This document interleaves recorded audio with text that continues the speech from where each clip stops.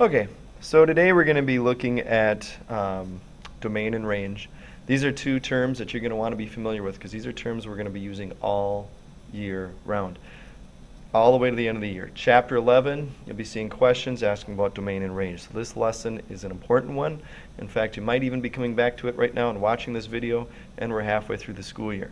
But regardless, domain and range, you want to make sure, like I said, that you really got this down.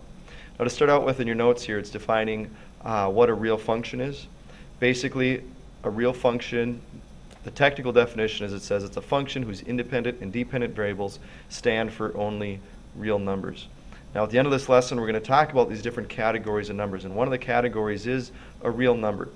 Right now, any number you can think of would be classified as a real number. Fractions, decimals, positive numbers, negative numbers are all real numbers. When we get to the end of the year, we're going to learn about a different category of number called a non-real number, but up until that point, just know that the functions that we're going to be working with are going to be numbers that you're familiar with and that any number that you can currently think of. But the main idea from this lesson is they're going to be using these graphs. In this example from driver's education.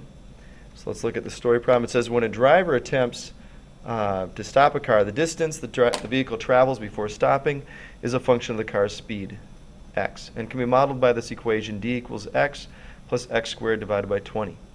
Now, in the previous lesson we learned about function notation. We talked about the fact that I can name a function using any letter. I could use G, F, H, K.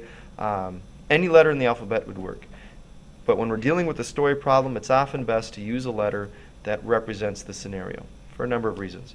But for this particular problem, since we're dealing with how long it takes for a car to stop, we're going to use C.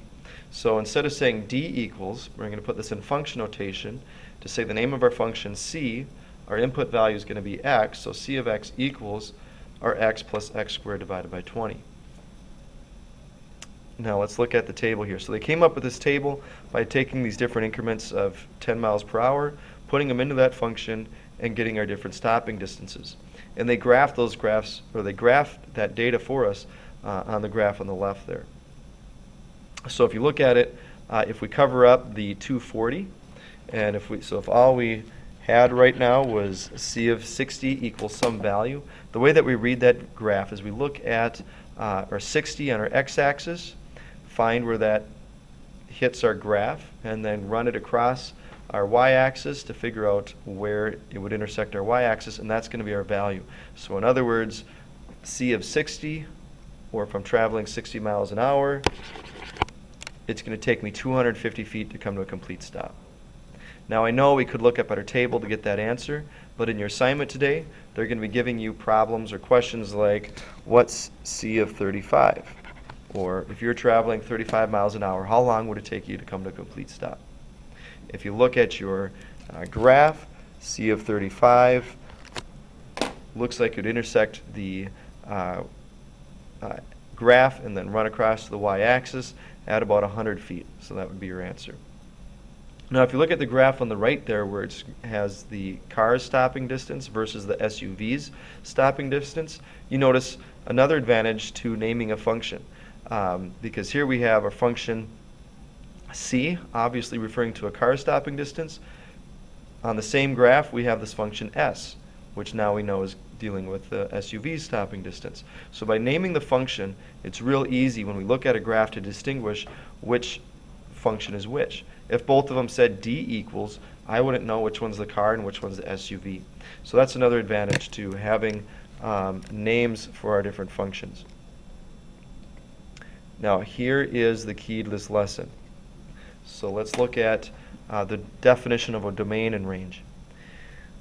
The textbook definition for a domain says that it's the set of all allowable values for the independent variable. Now usually for the independent variable, it's just going to be the x's. 9 times out of 10 we're going to be using x and y. So the domain is always referring to the set of x values. The range, process of elimination, would tell you that it's going to be the set of values for the dependent variable, or the set of y's. Now these are terms that maybe you're new to. Maybe you're trying to figure out, well, how can I keep these two straight? How can I remember what's the domain and what's the range? So here's a little trick that I learned that might help you. And that's, well, if you think about the alphabet, D comes before R in the alphabet, X comes before Y in the alphabet. So the D pairs up with the X. They both come first. So the D for domain, X matches up with the X's. The R comes second, Y comes second. So the range refers to the set of Y's. So hopefully that's something that you can use to help keep those two straight. Now let's find the domain for that car graph. Now let's look at that for a second. Now a little visual, that's one of the reasons why I'm doing this video, is that when you're looking for the domain, since it's the set of x's, if we take and squish that graph on the x-axis, we want to see where on the x-axis those points start and end at. So think of the x-axis runs horizontally, so we're going to squish that graph horizontally on the x-axis and figure out where endpoints are basically. Sometimes there's not going to be endpoints. We'll look at those in the next lesson. But when we look at that car function, you can see that if I were to squish it on the x-axis, those points would start at 0 and end at 70. So we have a special way to illustrate that, and that's what's called set builder notation.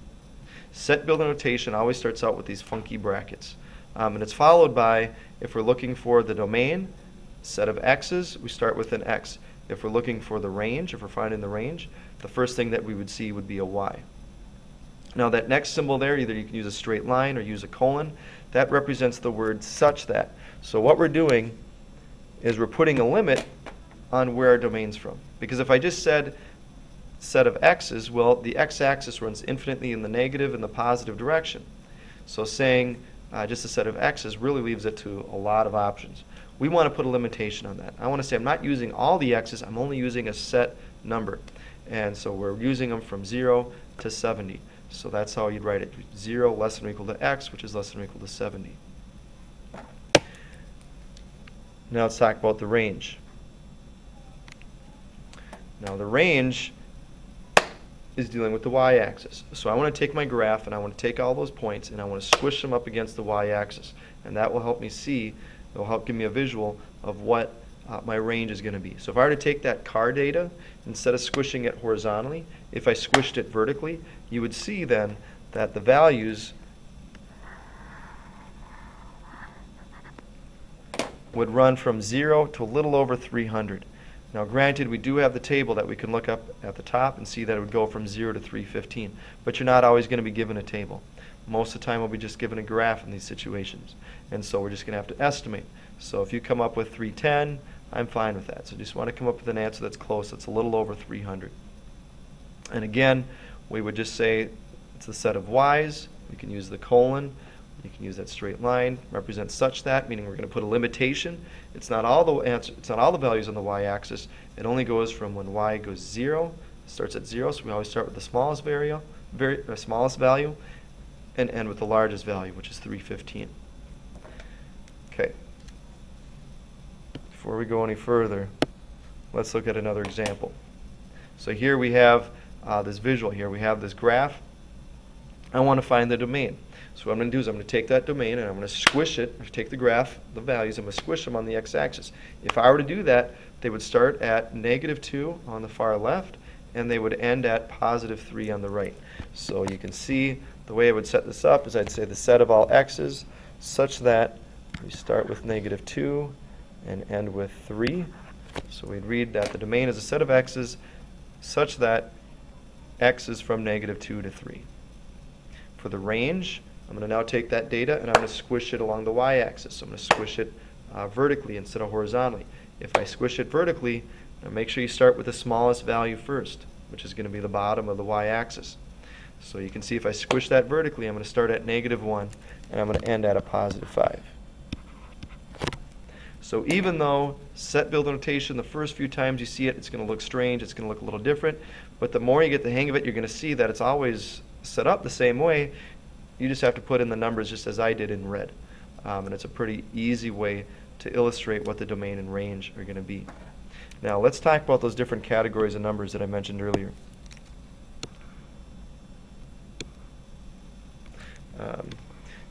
So this category of numbers, we can look at it as a chart, kind of a flow chart. We're actually going to work our way up the flow chart. We're going to start out with the most basic, the smallest category of number. We're going to work our way up to the broadest category of number. The smallest category of number, we call those the natural numbers. The way you can think of those natural numbers is those are the counting numbers. If you think about when you're a child, I have young children at home, and so when we're teaching them to count, what number do you think you start out with? 1. 1, 2, 3, 4, 5.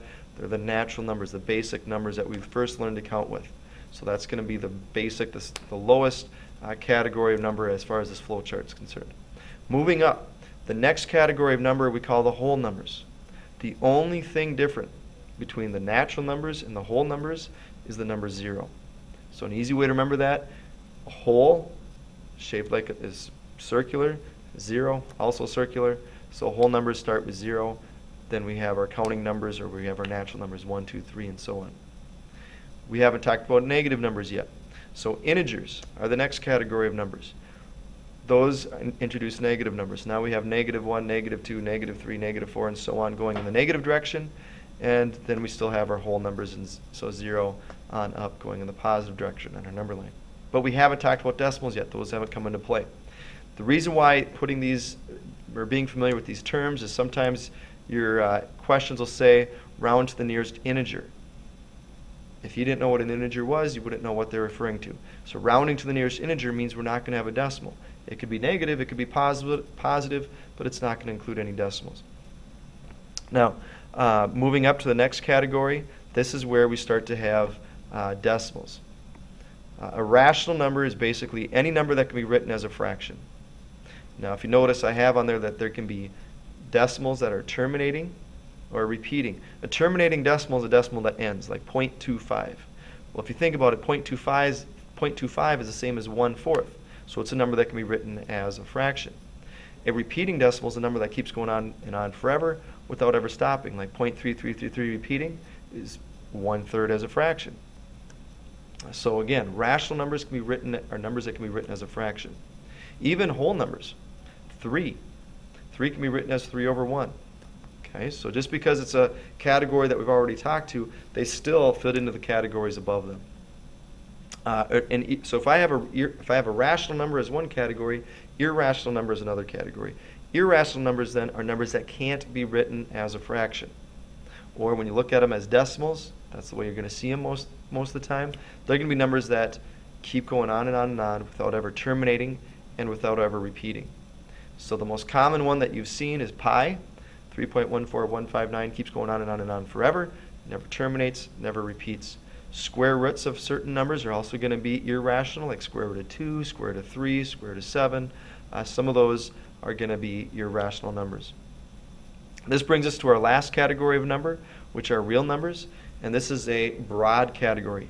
Like I mentioned earlier, any number you can think of would be a real number. Okay, the way that we look at it here is it says any number that can be written as a decimal. A whole number 2 can be written as a decimal as 2.0. Okay.